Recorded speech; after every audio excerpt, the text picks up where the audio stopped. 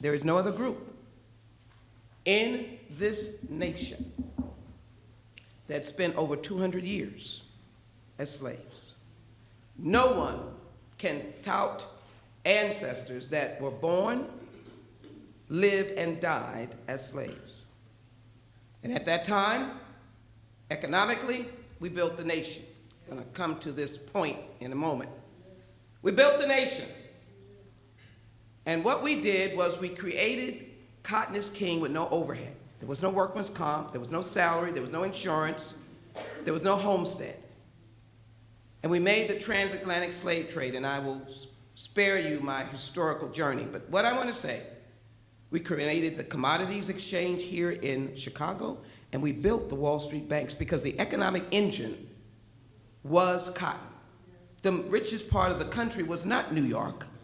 It was the landed South. None of that was drawn to the slaves. But even in that, African Americans fought in every war since the Revolutionary War. Some even dressed up as men to fight in the Civil War. And on to World War I. Look at the story of Logan's Run in Houston, Texas. Black soldiers were not treated well, but we kept on. The Depression, through 1921, the Tulsa race riots, when we did everything that America told us to do. It was not good enough. To World War II and beyond. And so here we are. And what I want to say in this press conference, what this story should be, is whether or not as Americans, we can always come to a common ground of consensus, that where there is a harm, it should be repaired. That's right. And when you have those who without angst continue to plow in the fields, meaning serve in war, come home, not be eligible for Social Security, could not get the GI Bill if you were in the South, did not get that down payment on that home that the soldiers got when they came back from World War II because you were in the wrong states.